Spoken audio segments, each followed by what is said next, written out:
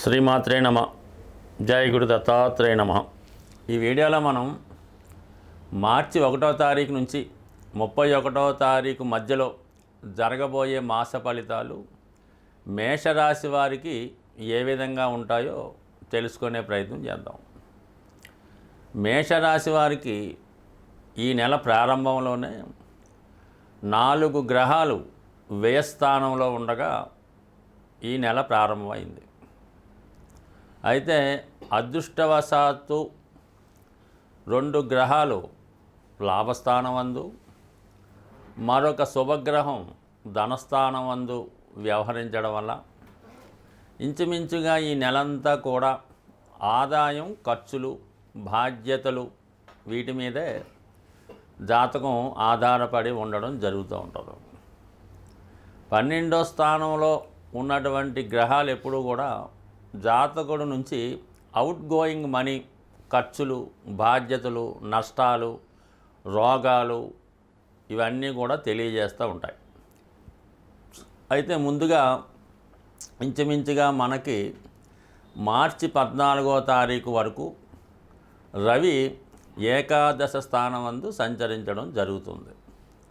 So ఎవరి జన్మజాతకంలో అయినా ఏకాదశ స్థానంలో రవి ఉన్నప్పుడు జాతకంలో ఉన్నటువంటి మిగతా గ్రహాలు కూడా సహకరించడం జరుగుతూ ఉంటుంది. అంటే ఎప్పుడు రవి అన్నది గ్రహరాజు అవటం వల్ల మరి ఒక రాజు ఒక చోటకి వెళ్ళినప్పుడు మిగతా మంత్రివర్గం అంతా కూడా రాజుగారు ఏం చెప్తే, ఏమి ఇమ్మంటే అది ఇవ్వడానికి రెడీగా మిగతా యంత్రాంగం అంతా ఉన్నట్టే మరి మొదటి 15 రోజులు కూడా జాతకుడికి ఏంటంటే ప్రభుత్వ వనరుల ద్వారా ఆదాయం వచ్చే అవకాశం ఉంది.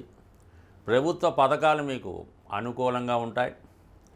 మరి ఏదైనా మీరు ఒక పదవి కోసం కానీ, ఒక నామినేటెడ్ పోస్టుకు కానీ వారసత్వంగా మీకు ఏవైనా ప్రభుత్వం ద్వారా రావాల్సి ఉన్నా, పెద్దవారి ద్వారా రావాల్సి ఉన్నా, లేదంటే మీ యొక్క కట్నంగా కానీ అత్తంటి వారి నుంచి కానీ రావాల్సి ఉన్నా ఈ సమయంలో రావడం జరుగుతూ ఉంటుంది. ఒక విధంగా రవి ఈ రాశి వారికి పంచమాధిపతి అవ్వటం వల్ల మీ యొక్క సంతానానికి మీలో ఉన్నటువంటి టాలెంట్కి తగిన గుర్తింపు రావడం జరుగుతుంది. ఒకవేళ మీరు ఏదైనా సంతానానికి ఏమైనా మీ పిల్లలకి ఏమైనా ఉద్యోగం రావాలని కోరుకున్నా, వారికి ఏమైనా మంచి అవకాశాలు రావాలని కోరుకున్నా, ఉద్యోగంలో ప్రమోషన్ రావాలన్నా కూడా మీకన్నా మీ యొక్క సంతానానికి ఎక్కువ లాభసాటిగా ఈ గ్రహస్థితి అనుకూలంగా ఉండడం జరుగుతుంది. శనితో కలిసి ఉన్నటువంటి రవి ఏకాదశ సంచారం వల్ల శని భగవానుడు మీకు దశమాధిపతి కూడా వృత్తి స్థానాధిపతి అవటం వల్ల ఈ 2 గ్రహాల కలయిక మీరు కొత్తగా నిరుద్యోగులైన వారు ఉపాధి అవకాశాల కోసం ప్రయత్నం చేస్తున్నా, ప్రభుత్వ ఉద్యోగం కొరకు ప్రయత్నం చేస్తున్నా మీకు లభించే అవకాశం ఉంది. లేదంటే ఒక అధికారంలో ఉన్నటువంటి ప్రభుత్వ ఉద్యోగులు కానీ రాజకీయ నాయకుల ద్వారా మీకేమైనా లబ్ధి పొందాలని ఉన్నా ఈ సమయంలో మీకు ఈ మార్చి 14వ తారీఖు లోపల లభించే అవకాశం ఉన్నది. ఇక మనకి ఈ మార్చి 14 తర్వాత ఏంటంటే రవి ద్వాదశ స్థానంలోకి ప్రవేశించడం జరుగుతుంది. 12 అంటే మనకి మరి ఖర్చులు అనుకున్నాం కదా, అనూహ్యంగా మీరు ప్రభుత్వానికి చెల్లించవలసినటువంటి ట్యాక్సులు, జిఎస్టీ, ఇన్కమ్ ట్యాక్సు ఇవన్నీ కంపల్సరీగా చెల్లించవలసి ఉంటుంది. లేనిచో ప్రభుత్వ అధికారుల నుంచి ఒత్తిడి రావచ్చు. అనుకోకుండా మీ యొక్క అభివృద్ధిని చూసి ఓర్వలేని వారు మీ వ్యాపారంలో ఉన్నటువంటి లొసుగుల్ని అధికారులకి అందజేసి వాళ్ళ ద్వారా మీకు అంటే ఈడీ రైట్స్ కానీ, ఇన్కమ్ ట్యాక్స్ రైట్స్ కానీ, జిఎస్టీ రైట్స్ లాంటివి జరిగే అవకాశం ఉంది. కాబట్టి ఖచ్చితంగా మీరు మార్చి 15 తర్వాత మీ యొక్క ఆర్థిక లావాదేవీలన్నీ కూడా పర్ఫెక్ట్గా ఉండేలాగా చూసుకోండి. దాంతోపాటుగా ప్రభుత్వానికి ఏమైనా చెల్లించవలసి ఉంటే అది ముందుగానే చెల్లించవలసడం మంచిది. ఇక మనకి రాహువు మరి మిగతా గ్రహాలన్నీ కూడా మరి షష్టగ్రహ కూటమి ఏర్పడబోతుంది. కాబట్టి శని భగవానుడు కూడా అక్కడ చేరుతున్నాడు. కాబట్టి ఏదైనా మీకు ఆర్థికపరమైన ఒత్తిడి ఎక్కువ అవుతుంది.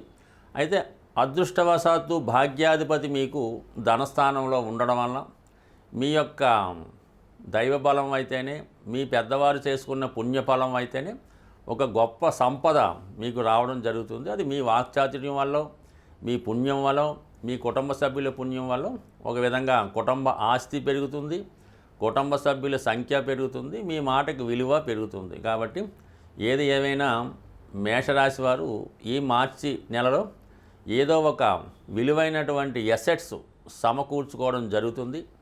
అలాగే పుణ్య కార్యక్రమాల కొరకు, ధర్మ కార్యక్రమాల కొరకు కొంత ధనాన్ని వెచ్చించవలసి ఉంటుంది.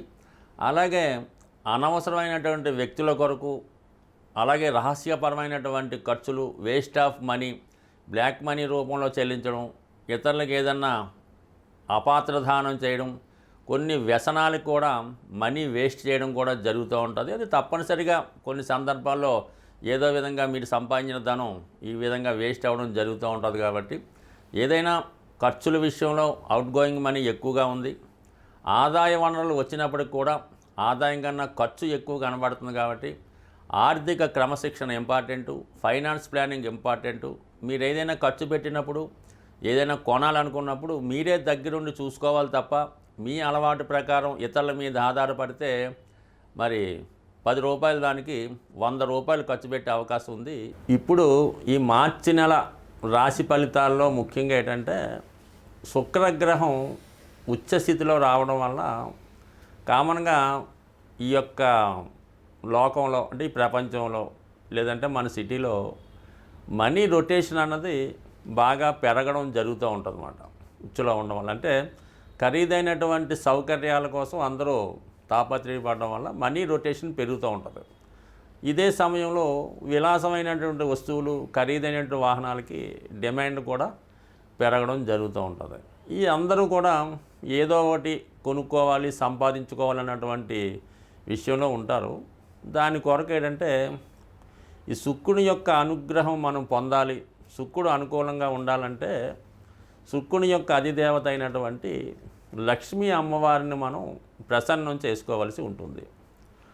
ఈ లక్ష్మీ అమ్మవారిని ప్రసన్నం చేసుకోవాలనుకుంటే మరి కొంతవరకు శుక్రవారం, అంటే కొంత ప్రాంతాల్లో గురువారం కూడా అమ్మవారికి ఇష్టమైన రోజుగా చేయడం జరుగుతూ ఉంటుంది. బట్ ఓవరాల్గా శుక్రవారం అన్నది ఒక ముఖ్యమైన రోజుగా ఎన్నుకొని ఆ రోజు వరకు చాలా నియమంగా బ్రహ్మచర్యాన్ని పాటిస్తూ శుచిగా శుభ్రంగా ఉంటూ ఒక నిర్దిష్టమైనటువంటి సమయంలో కనకదార స్తోత్రం కానీ, లక్ష్మీ స్తోత్రం కానీ, శ్రీ సూక్తం కానీ పారాయణ చేయవలసి ఉంటుంది. అంటే పారాయణ చేయడం కూడా ఎలా ఉంటుందంటే మనం ఏదైతే చదువుతామో దాని అర్థం కూడా కొంతవరకు తెలుసుకొని చేయడం వలసి ఉంటుంది. అలాగే మీ గృహంలో ఒక ప్రశాంతంగా, శుచిగా, శుభ్రంగా ఉన్నటువంటి రూమ్ని ఎన్నుకొని లక్ష్మీ అమ్మవారి ఫోటో పెట్టుకొని ఎరుపు రంగు పూలతో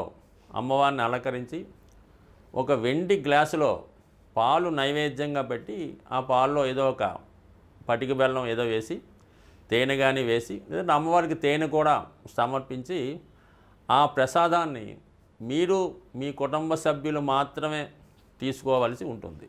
ఆ విధంగా తీసుకోవడం వల్ల చాలా వరకు ఆర్థిక పరంగా, అంటే మీ గృహం రోజు రోజుకి మంచి ఇంప్రూవ్మెంట్ రావడం జరుగుతూ ఉంటుంది.